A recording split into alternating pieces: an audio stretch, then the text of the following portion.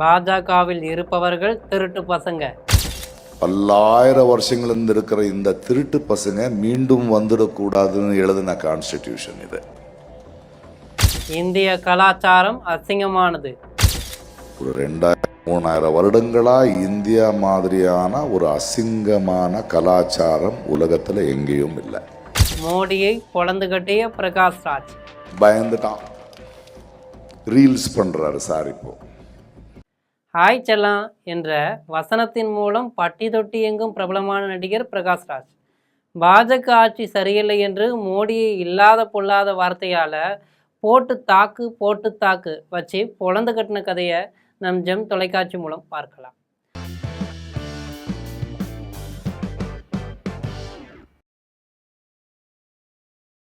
அரசியலமைப்பை திருத்தணும்னு இருக்கிறாங்களே அவனுங்க பூரா 1ஆம் நம்பர் திருட்டு பசங்க. இவங்க 3000 வருடங்களாக இருக்கிறாங்க. இந்த திருட்டு பசங்க சொல்வானுங்க, எங்களுடைய நாடு அற்புதமாக இருந்தது, ஆகா ஓகோன்னு இருந்துச்சு, பொன் போல இருந்தது, பூ போல இருந்தது என்று பொய்யா புழுவானுங்க. 2000-3000 வருடங்களாக இந்தியா மாதிரியான அசிங்கமான கலாச்சாரம் உலகத்திலேயே இருந்தது கிடையாது. இப்போ இந்த கான்ஸ்டியூஷனை திருத்தணும்னு இருக்காங்களே இந்த திருட்டு பசங்க, இவனுங்க 3000 வருஷங்களா இருக்கானுங்க. பல்லாயிரம் வருஷங்களிலிருந்து இருக்கிற இந்த திருட்டு பசங்க மீண்டும் வந்துடக்கூடாதுன்னு எழுதின கான்ஸ்டிடியூஷன் இது. நாடு இவனுங்க சொல்லுவாங்களே இந்த திருட்டு பசங்க, எங்களுடைய நாடு அவ்வளோ அற்புதமா இருந்தது, பொன் இருந்தது, அது இருந்ததுன்னு பொய். ஒரு 2000-3000 வருடங்களா இந்தியா மாதிரியான ஒரு அசிங்கமான கலாச்சாரம் உலகத்துல எங்கேயும் இல்லை. அதிலிருந்து தப்பிப்பதற்காகத்தான் அம்பேத்கர் அரசியலமைப்பு சட்டத்தை எழுதினார் என்று நடிகர் பிரகாஷ்ராஜ் காரசாரமாக தனக்கு ஆகாதவரை கழுவி ஊற்றி இருக்கிறார். சென்னையில் நேற்று அரசமைப்பு சட்ட பாதுகாப்பு மாநாடு நடந்துச்சு. இந்த மாநாட்டில் மனிதநேய மக்கள் கட்சியின் தலைவர் ஜவஹர்லா, மனிதநேய ஜனநாயக கட்சியின் தலைவர் தமிமுன் அன்சாரி, SDPI மாநில தலைவர் முகமது முபாரக் உள்ளிட்ட பலர் பங்கேற்றாங்க. இந்த மாநாட்டில் நடிகர் பிரகாஷ்ராஜ் கலந்து கொண்டு பாஜக மற்றும் பிரதமர் மோடியின் பெயரை கூறாமலேயே கடுமையாக ஒருமையில விமர்சனம் செஞ்சார். இது தொடர்பாக நடிகர் பிரகாஷ்ராஜ் என்ன சொன்னார்னா, அம்பேத்கர் எழுதிய அரசியலமைப்பு சட்டம் பிரிட்டிஷ் விட்டு சென்ற பிறகு பிறந்த இந்தியாவுக்கானது இல்லை. இந்த அரசியலமைப்பை திருத்தணும்னு இருக்கிறானுங்களே அவனுங்க பூரா திருட்டு பசங்க. இவங்க 3000 வருடங்களாக இருக்கிறாங்க. பல்லாயிரக்கணக்கான ஆண்டுகளாக இருந்த திருட்டு பசங்க மீண்டும் வந்துவிடக்கூடாது என்று ஒரு எழுதிய அரசியலமைப்பு சட்டம் தான் இது. இந்த திருட்டு பசங்க சொல்வானுங்க, எங்களுடைய நாடு அற்புதமாக இருந்துச்சு, பொன் இருந்தது என்று பொய்யாக சொல்வார்கள். 2000-3000 வருடங்களாக இந்தியா மாதிரியான அசிங்கமான கலாச்சாரம் உலகத்திலே இருந்தது கிடையாது. இவனை தொடக்கூடாது, இவனுக்கு உரிமை இல்லை. குழந்தை திருமணம் அசிங்கமாக இருந்த நாடு. சில மன்னர்கள் பணக்காரர்கள் நிம்மதியாக இருந்தார்களே தவிர சராசரி மனிதன் ரொம்ப கஷ்டமாக வாழ்ந்த கலாச்சாரம் தான் நம்ம கலாச்சாரம். இவனை தொடக்கூடாது, பெண்களுக்கு உரிமை இல்லை, பால்ய விவாகம், அசிங்கமா இருந்த நாடு. பிரிட்டிஷ்காரன் அதை அப்படியே இருக்கிற மாதிரி பார்த்துக்கிட்டான். ஏதோ சில மன்னர்கள் பணக்காரங்க நிம்மதியா இருந்தாங்களே தவிர சராசரி மனிதன், ஒரு குடிமகன் ரொம்ப கஷ்டமா வாழ்ந்த கலாச்சாரம் இது. அதிலிருந்து நம்மளை தப்பிக்க வைக்கிறதுக்கு தான் இவர் சாரு பாபா சாஹேப் அம்பேத்கர் ஒரு கான்ஸ்டியூஷனை எழுதியிருக்காங்க. அதில் இருந்து தப்பிப்பதற்காகத்தான் அம்பேத்கர் அரசியலமைப்பு சட்டத்தை கொண்டு வந்தார். தவளையை கொதிக்கும் தண்ணீரில் போட்டால் வெளியே போயிடும். ஆனால் திருட்டு பசங்க என்ன செய்திருக்கிறாங்கன்னா, ஜில்லுன்னு இருக்கக்கூடிய பாத்திரத்தில் தவளையை விட்டு அடியில் நெருப்பு வைத்திருக்கிறார்கள். கடந்த 15 ஆண்டு ஆட்சியில் சூடானதே தெரியாது, இப்போது வெளியே தள்ளும் நேரம் வந்துருச்சு என நினைக்கிறார்கள். இதில் சந்தோஷம் என்னன்னா, அவர்கள் போகும் நேரம் வந்துவிட்டது, இளைஞர்கள் வந்துவிட்டார்கள், இளைஞர்கள் அவர்களை கீழே தள்ளுவார்கள்.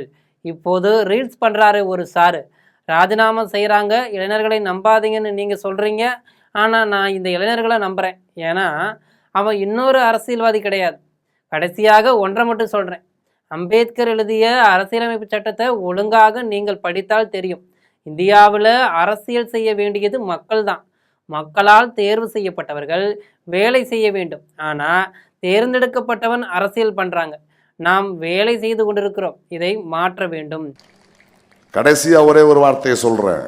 பாபா சாஹேப் அம்பேத்கர் எழுதின கான்ஸ்டிடியூஷன் பிரகாரம் ஒழுங்கா நீங்க அதை படிச்சீங்கன்னா, அதை உணர்ந்தீங்கன்னா, இந்தியாவில் அரசியல் செய்ய வேண்டியது நம்ம மக்கள். தேர்ந்தெடுக்கப்பட்டவன் வேலை பார்க்கணும். ஆனால் தேர்ந்தெடுக்கப்பட்டவன் அரசியல் பண்ணிக்கிட்டு இருக்கான், நம்ம வேலை பார்த்துக்கிட்டு இருக்கோம். இதை மாற்றணும். நம்ம யாரும் அரசியல்வாதி ஆக வேண்டிய அவசியம் இல்லை, அரசியல் கட்சி ஆக வேண்டிய அவசியம் இல்லை. ஒரு குடிமகனா தேர்ந்தெடுக்கப்பட்டவனை கேள்வி கேட்கறதுக்கு இருக்காங்க மக்கள். வேலை செய்யலனா இறக்குவாங்கங்கிற பயத்தை உருவாக்கினால் போதும். அதை தான் நம்ம செய்ய வேண்டியது. அதான் இன்னைக்கு இளைஞர் பண்ணியிருக்காங்க. இதற்காக நாம் யாரும் அரசியல்வாதியாக வேண்டிய அவசியம் கிடையாது. அரசியல் கட்சியாக வேண்டிய அவசியமும் இல்லை. குடிமகனாக தேர்ந்தெடுக்கப்பட்டவனை கேள்வி கேட்க மக்கள் இருக்கிறாங்க. வேலை செய்யாவிட்டால் பதவியிலிருந்து இறக்குவார்கள் என்ற பயத்தை உருவாக்கினா போதும். இதுதான் நாம் செய்ய வேண்டிய ஒரே வேலை அப்படின்னு சொல்லி அதைத்தான் இப்போது இளைஞர்கள் செய்துள்ளனர் என்றும் சொல்லியிருக்கார். ஆனால் ஒன்று, நம்ம இந்த காலகட்டத்தில் ரொம்ப யோசிக்க வேண்டியது, பிஜேபி இந்த ஃபாசிஸ்ட் மன்னர் இன்னொரு 3 வருஷத்தில் இறங்குவாங்க. ஆனால் இந்திய அரசியலில் நீங்கள் புரிய வேண்டியது, எதிர்கட்சி ஜெயிக்காது, ஆளுங்கட்சி தான் கீழே விழும். இவனுங்களை மக்கள் தள்ளுவானுங்க. ஆனால் தள்ளுற இந்த நேரத்தில் அவனுக்கு பதிலாக வர வேண்டியவன் நம்ம இவன் மேலே இருக்கிற வெறுப்பில் கீழே இறக்கிருக்குமே தவிர அடுத்தவனை சிந்திச்சு நாங்கள் தேர்ந்தெடுக்கலை. அது ஆகிறதுக்கு இன்னொரு 10-15 ஆண்டுகள் வேண்டும். ஆனால் ஒன்றே ஒன்று மட்டும் சொல்றார். இந்த காலகட்டத்தில் யோசிக்க வேண்டியது, பாஜக பாசிஸ்ட் மன்னர் இன்னும் 3 ஆண்டுல இறங்குவார்கள். இந்திய அரசியல்ல ஒவ்வொரு தேர்தலையும் எதிர்கட்சி ஜெயிக்காது, ஆளுங்கட்சி தான் கீழே வரும். ஆளுங்கட்சியை மக்கள் கீழே தள்ளுவாங்க. அவனை வெறுப்பில் கீழே இறக்குகிறோமே தவிர அடுத்தவனை சிந்தித்து தேர்ந்தெடுக்கிறதில்ல. இது நடக்க 15 ஆண்டுகள் ஆகும். இன்றைய தலைமுறை யோசித்து கொண்டிருக்கிறது. அவர்களை வலுவாக்க அரசியல் அறிவை வளர்க்க இன்னொரு 10 அல்லது 15 ஆண்டு வேலை பார்க்க வேண்டியிருக்கிறது. கேன்சர் அசிங்கமான வியாதி. இதனை முதல்ல இறக்கிவிட்டு மற்ற வியாதிகளையும் சரி செய்யலாம் என்று நடிகர் பிரகாஷ்ராஜ் பாஜகவை ஒரு பொழந்து கட்டியிருக்கிறார். இன்றைய தலைமுறை யோசிச்சுக்கிட்டு இருக்கு.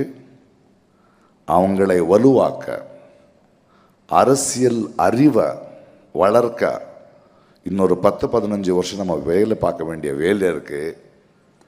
இது கேன்சர், அசிங்கமான ரோகம், வியாதி. இதை இறக்கிடுவோம், மற்ற வியாதிகளையும் சரி பண்ணுவோம். வரட்டுமா? டைம் ஆயிடுச்சு. Love you all. ஆக நாடி நரம்பெல்லாம் அம்பேத்கருடைய சட்டத்தை அறிந்தவரால் தான் இப்படி பேச முடியும் என்கிறார்கள் இந்த மாநாட்டுக்கு வந்தவர்கள். ஆக நடிகர் பிரகாஷ்ராஜ் மோடியை ஒரு மறைமுகமாக வெளுத்து வாங்கியது பற்றி உங்கள் கருத்தை நம் ஜெம் கமெண்ட்ல பகிரவும். இதுபோன்று ஆய்ச்செல்லம் பொங்கிய கதை மட்டுமல்ல, மக்களுக்கு எதிராக அநியாயமற்ற செயல்களை யார் செய்தாலும் அவர்களை எதிர்த்து குரலற்றவர்களின் குரலாக விளங்கும் நம் ஜெம் தொலைக்காட்சியுடன் எப்போதும் இணைப்பில் இருங்கள். நன்றி, வணக்கம்.